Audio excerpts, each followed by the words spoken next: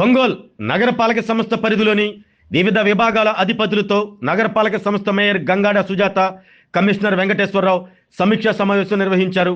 Mayor chamber నందు జరిగిన ఈ సమావేశంలో పారిశుద్ధ్యం, పన్ను బకాయిలు, అక్రమ కట్టడాలు, త్రాగునీరు సరఫరా వంటి అంశాలపై అధికారులతో ప్రధానంగా చర్చించారు. ఒంగోలు శాసనసభ్యులు దామచర్ల జనార్దన్ రావు ఆదేశాల మేరకు నగరాన్ని సర్వాంగ సుందరంగా తీర్చిదిద్దే కార్యక్రమంలో భాగంగా ఇప్పటికే పలు అభివృద్ధి కార్యక్రమాలను చేపడుతున్నట్లు తెలిపారు. ఎన్క్యాప్ వడా నిధులతో అభివృద్ధి పనులు జరుగుతున్నాయని తెలియజేశారు. 7వ డివిజన్ పరిధిలోని కొత్తపట్నం బస్టాండ్ రోడ్డు విస్తరణ కోసం 3 కోట్ల రూపాయలను వెచ్చించడం జరిగిందని పేర్కొన్నారు. పారిశుద్ధ్యాన్ని మరింత మెరుగుపరిచే విధంగా ముందుకు వెళ్తున్నామని, జనవరి 1 నుండి తడి చెత్త, పొడి చెత్తను వేరు చేసి వాటి ద్వారా సంపద సృష్టించే కార్యక్రమానికి శ్రీకారం చుడుతున్నట్లు ఆమె తెలిపారు.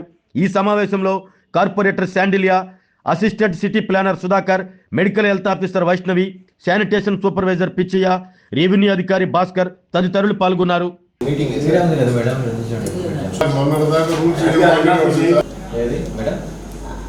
ట్యాక్స్ ఎగ్జామ్షన్ అండి. ఆ చర్చి వాళ్ళు మొన్న చర్చ్ అంటే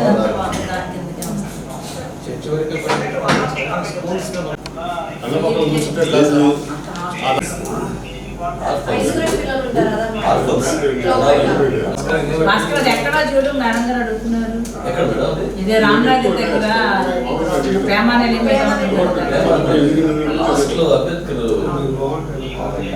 ఏది అడిగినా వాళ్ళే, మిగతా వాళ్ళని పిలిచి వాళ్ళు బాగా వాళ్ళే బాగుంటారు.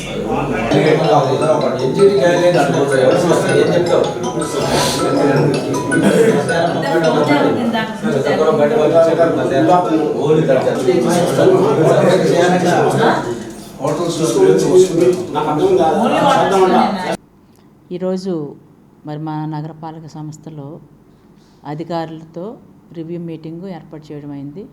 దానికి కమిషనరు, ఇతర సెక్షన్ హెడ్స్ అంటే శానిటేషన్ కానివ్వండి, ఇంజనీరింగ్ సెక్షన్ కానివ్వండి, రెవెన్యూ సెక్షన్ కానివ్వండి, టౌన్ ప్లానింగ్ సెక్షన్ వాళ్ళతో కలిపి నేను రివ్యూ మీటింగ్ని ఏర్పాటు చేయడం జరిగింది. ఈ రివ్యూలో మెయిన్గా మనకు అందరికీ మెయిన్ ప్రాబ్లం ఏంటంటే శానిటేషను. ఈ శానిటేషను విషయంలో చాలా వరకు సరిగ్గా లేదని ప్రజల నుంచి వచ్చినటువంటి ఫిర్యాదుల మేరకు మరి ఎక్కడ చెత్త ఉండకూడదు అనేది మరి మన గవర్నీలు, మన ఎమ్మెల్యే గారు దామచర్ల జనార్దన్ రావు గారి యొక్క సూచనలు, వారి ఆదేశాల మేరకు మేము మానిటరింగ్ కూడా చేయడం జరుగుతుంది. అలాగే లోకల్ నాయకులు కూడా కొంచెం చూసుకొని, ఏ ఏరియాలో ఉండే నాయకులు, అలాగే మనకి కార్పొరేటర్స్ అందరూ కూడా వాళ్ళ యొక్క ఏరియాలో ఉండే చెత్త ఎక్కడైతే స్టాగ్నేట్ అవుతుందో, అలాగే సరిగ్గా చేయలేని పక్షంలో కనుక అయితే మరి ప్రజలందరికీ విజ్ఞప్తి ఏంటంటే మీరు డైరెక్ట్గా నా దగ్గరకు వచ్చి మీరు కంప్లైంట్ ఇవ్వచ్చు. దానివల్ల నేను ఇమ్మీడియట్గా నేను దాన్ని రెక్టిఫై చేస్తానని చెప్పేసి మీడియా ముఖంగా నేను హామీ ఇస్తున్నాను. ఇకపోతే అక్కడ చెత్త ఎత్తేటప్పుడు ట్రాక్టర్స్ కానివ్వండి, కంపాక్టర్స్ కానివ్వండి, అలాగే ప్రైవేట్ వెహికల్స్ కూడా కొన్ని మనం పెట్టడం జరిగింది. అలాగే ఆటోలు ఉన్నాయి. కాబట్టి ఇంటింటికి వెళ్ళి చెత్తని దయచేసి మహిళమ్మ తల్లులు మరి తడి చెత్త, పొడి చెత్తను కనుక మనం వేరు చేసి ఇచ్చినట్లయితే మనము తడి చెత్తను ఎరువుగా చేయడానికి మన మున్సిపాలిటీని మనం ఎరువుగా తయారు చేస్తున్నాం. కాబట్టి దయచేసి మీరు మాకు సహకరించవలసిందిగా కోరుతున్నాము. అలాగే మరి డ్రైవర్లు కూడా మీకు ఇచ్చిన వెహికల్స్ని మరి పరిశుభ్రంగా పెట్టుకోవాలని చెప్పేసి మిమ్మల్ని కూడా కోరడం జరిగింది. ఇకపోతే మనం ఇంజనీరింగ్ సెక్షన్ విషయానికి వచ్చినట్లయితే ఇప్పుడు ప్రస్తుతానికి మనకి ఎన్క్యాప్ ఫండ్ కానివ్వండి, అలాగే వనుడా ఫండ్ కానివ్వండి, అలాగే 15th FC ఫండ్స్ ఇవన్నీ కూడా మనము గ్రాంట్ వర్క్స్ ప్రస్తుతానికి మనం పనులు జరుగుతున్నాయండి. కొన్ని అయితే టెండర్ వరకు వెళ్ళింది, మరి కొన్ని ADPకి వెళ్ళాల్సి ఉన్నది. కాబట్టి మనం ఈ టెండర్స్లో ఎన్క్యాప్లో అయితే కనుక 7వ డివిజన్ కంప్లీట్గా ఎప్పటి నుంచో ప్రజలందరూ ఎదురు చూస్తున్నటువంటి రోడ్డు అంటే కొత్తపట్నం బస్టాండ్ నుంచి మరి ఆ చివరి వరకు కూడా రోడ్డుని వేయడానికి దాదాపుగా 3 కోట్ల రూపాయలను దానికి వెచ్చించడానికి మరి ఇక్కడ DPR కూడా సిద్ధమైంది. అలాగే రేపు టెండర్ కూడా రాబోతుంది త్వరలోనే, అలా ADPకి వెళ్ళబోతుంది. కాబట్టి ఇది ఎన్క్యాప్ ఫండ్లో కానివ్వండి, అలాగే వనుడా ఫండ్లో అయితే మరి ఎమ్మెల్యే గారు సూచనల మేరకు కొన్ని డ్రైన్లు చెప్పడం జరిగిందండి. మేజర్ డ్రైన్స్ అటు 19వ డివిజన్లో కానివ్వండి, ఇక్కడ మనకి డిమార్ట్ దగ్గర ముందు ఉన్నటువంటి డ్రైన్ కానివ్వండి, అలాగే మనకి RTC కాంప్లెక్స్ దగ్గర ఉన్నటువంటి డ్రైన్ అయితే అదంతా మేజర్ డ్రైన్స్. మెయిన్ వాటర్ అంతా కూడా అటు ద్వారా కానీ మనం పోతురాజు కాలంలో కలిసేది ఉంది. కాబట్టి ఆ ఏరియాస్లో ఉండేటువంటి డ్రైన్లు కంప్లీట్గా వాటిని కూడా పూర్తి చేసే విధంగా మనకు ఎమ్మెల్యే గారు కూడా మాకు ఆదేశాలు జారీ చేస్తున్నారు. కాబట్టి తద్వారాగా మేము వాటి పని కూడా చేస్తున్నాము. అలాగే మేము 15th FC కానివ్వండి, ఎన్క్యాప్ ఫండ్ కానివ్వండి, వనుడా ఫండ్స్తో కలిపి దాదాపుగా ఎక్కువ మేజర్ 90% డ్రైన్లకే ఆ యొక్క అమౌంట్ని కూడా యూజ్ చేయడానికి మేమందరం మా నగరపాలక సంస్థ సిద్ధపడింది. ఇకపోతే అలాగే ఇంకా కొన్ని వర్క్స్ కూడా ఉన్నాయండి. అది అంటే కాంట్రాక్టర్స్ సరిగా డబ్బులు ఇవ్వడం లేదన్న ఉద్దేశంతో మరి వాళ్ళు కొంతవరకు భయపడుతున్నారు. కానీ ఇక రాబోయే రోజుల్లో కంపల్సరీగా కాంట్రాక్టర్స్కి ఎవరైతే పెండింగ్ బిల్స్ ఉన్నాయో కంపల్సరీగా వాటి దిశగా అటు ఎమ్మెల్యే గారు ప్రయత్నిస్తున్నారు, ఇటు నేను కూడా ప్రయత్నిస్తున్నాను. మా కమిషనర్ని కూడా మరి నెలకు వచ్చినటువంటి అమౌంట్లో మనకు రెవెన్యూ ఏదైతే జనరేట్ అవుతుందో ఉన్న వాటిలో కొంత అమౌంట్ కాంట్రాక్టర్స్కి ఇవ్వడానికి కూడా మరి మేము సిద్ధం చేస్తున్నాం. కాబట్టి దయచేసి ఎవరు కూడా అధైర్యపడద్దు. జనరల్ ఫండ్లో వర్క్స్ కూడా మీరు ముందుకు రావాల్సిందిగా కోరుతున్నాము. అలాగా వచ్చిన కొంత జనరల్ ఫండ్లో వర్కులు చేసిన వాళ్ళకి గ్రాంట్ వర్కులు కూడా ఇవ్వడానికి ఇప్పుడు నగరపాలక సంస్థ సిద్ధంగా ఉంటుందని చెప్పేసి తెలియజేస్తున్నాను. ఇకపోతే రెవెన్యూ విషయానికి వచ్చినట్లయితే మనకు మెయిన్గా మరి ఈ రోజున ఇంత వర్కులు జరిగినా లేదంటే డెవలప్ అయినా కూడా కారణం దానికి రెవెన్యూ వాళ్ళు ఇప్పుడు ఈ మధ్యకాలంలో రోజుకి 20 నుంచి 25 లక్షలు, ఒక రోజు అయితే 65 లక్షల రూపాయలను కూడా వాళ్ళు కలెక్షన్ చేయడం జరిగింది. కాబట్టి వారిని నా మనస్ఫూర్తిగా అభినందిస్తున్నాను. అయితే మనకి ఇక్కడ రెవెన్యూ విషయానికి వచ్చినట్టయితే ఇంకా దాదాపుగా పాత బిల్స్ బకాయిలు అయితే ఇంచుమించుగా మరి 35 కోట్లు ఇంకా రావాల్సి ఉందండి. అలాగే మన కొత్తవి కూడా ఇంకొక 25 కోట్ల రూపాయలు రావాల్సి ఉన్నాయి. కాబట్టి అరియర్స్ ఉన్నాయి. అలాగే ఇప్పుడు కరెంటు మనకి ఇవ్వాల్సిన ఇప్పుడు ప్రస్తుతం ఇవ్వాల్సిన బిల్స్ కూడా అదే ట్యాక్స్ కూడా మరి కట్టాల్సి ఉంది. కాబట్టి దయచేసి ప్రజలందరూ కూడా మీరందరూ మా ఇంటి ముందు డ్రైన్ కావాలి, రోడ్డు కావాలి, మాకు లైటింగ్ కావాలని మీరు ఎంతగానో ఆశపడుతున్నారు. అదేవిధంగా వాటర్ ట్యాక్స్ కానివ్వండి, అలాగే హౌస్ ట్యాక్స్ కానివ్వండి, ఇవన్నీ కూడా మీరు ట్యాక్స్ కనుక ఇమ్మీడియట్గా కట్టినట్టయితే మీరు కట్టిన డబ్బులతోనే మన ఒంగోలు నగరాన్ని సుందరంగాను, అందంగాను, అలాగే మరి అన్ని రకాలుగా డెవలప్మెంట్తో కూడా చేయడానికి మేము ఎప్పుడు సిద్ధంగా ఉంటాం. మనకు కావాల్సిన రెవెన్యూ జనరేట్ అవ్వాలంటే ప్రజలందరూ కూడా మాకు సహకరించవలసిందిగా కోరుతున్నాను. అలాగనే ఇక మరి ఇంకొక ముఖ్య విషయానికి వచ్చినట్లయితే టౌన్ ప్లానింగ్ సెక్షన్ అండి. ఈ రోజున ఈ టౌన్ ప్లానింగ్ సెక్షన్ అయితే మరి మనకి బీపీఎస్ ఒకటి వచ్చి ఉన్నది.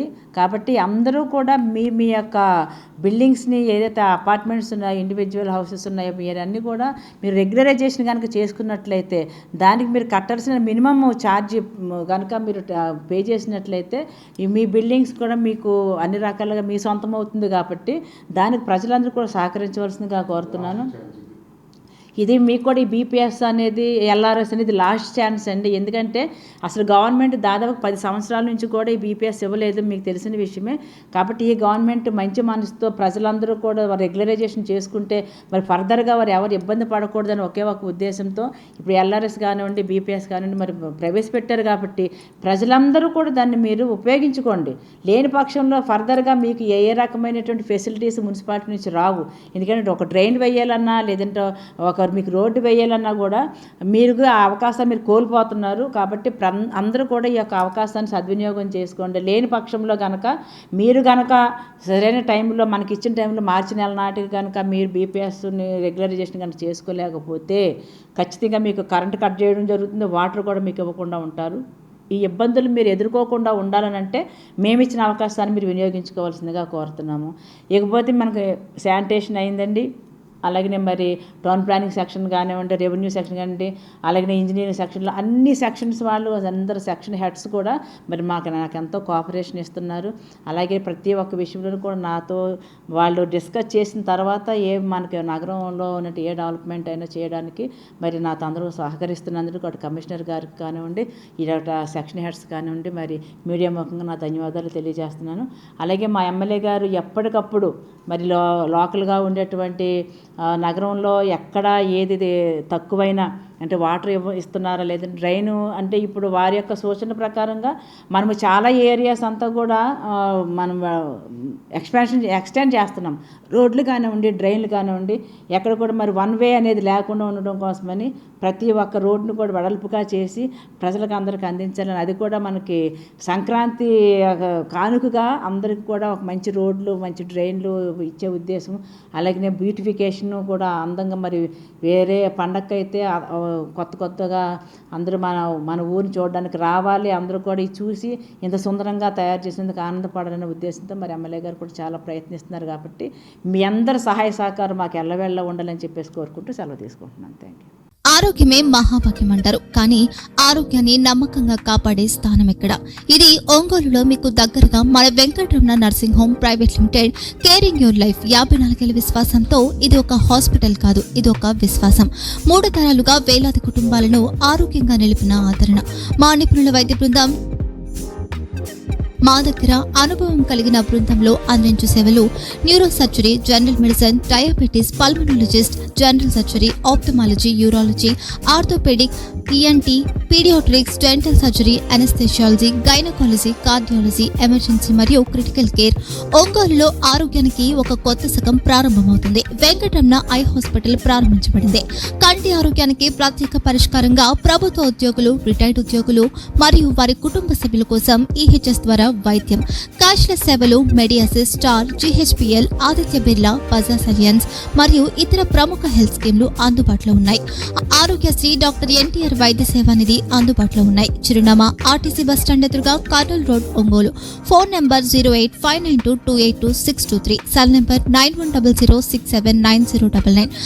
Eye hospital number 9866484770. Website www.venkatramanarsinghome.com. Facebook www.facebook.com/pkrnh.